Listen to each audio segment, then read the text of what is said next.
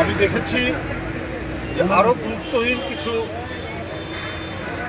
সংগঠন আমার কাছে মনে হয়েছে তারাও নিবন্ধিত হয়েছে, কিন্তু তারেকেরটা দেওয়া হলো না কেন আমি এটা বুঝতে পারলাম। তারেক এই দেশের স্বার্থে কথা বলেছে, আগ্রাসনের বিরুদ্ধে কথা বলেছে, বাংলাদেশের সার্বভৌমত্ব রক্ষার প্রশ্নে কথা বলেছে। সে একটি রাজনৈতিক দল গঠন করেছে এবং তার বৈধতার জন্য নির্বাচন কমিশনে সে আবেদন করেছে। সে তো কোনো গোপন রাজনৈতিক দল করতে চায় না, সে আইনসম্মত রাজনৈতিক দল করতে চায়।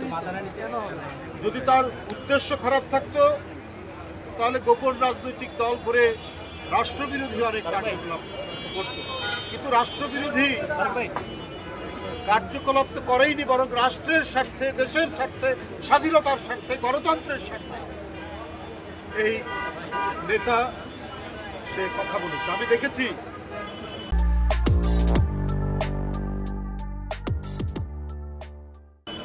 সে গলার মধ্যে মোবাইল ঝুলিয়ে আগ্রাসনের বিরুদ্ধে কথা বলেছে, স্বাধীনতার সপক্ষে কথা বলেছে।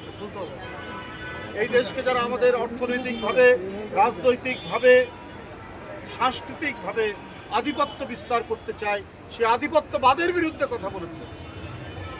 আজকে তার নিবন্ধন দেওয়া হচ্ছে না, তাহলে আপনারা কাদের নিবন্ধন? আমি জানি না, কাউকে আমি ছোট করতে চাই না, কিন্তু তার যে চিন্তা এবং রাজনৈতিক তার যে সংগ্রাম এবং কর্মসূচি, সেই অনুযায়ী সে যে রাজনৈতিক দল গঠন করেছে সেই রাজনৈতিক দলের নিবন্ধন অবশ্যই সে প্রাপ্য। এবং এই ন্যায়সঙ্গত কারণে যে অবস্থান ধর্মঘট অনশন করছে, তার এই অনশন 50 ঘন্টা যে অনশন করছে, এই অনশন কর্মসূচির প্রতি আমি বাংলাদেশ জাতীয়তাবাদী দল বিএনপির পক্ষ থেকে পূর্ণ সংহতি জ্ঞাপন করি। ধন্যবাদ।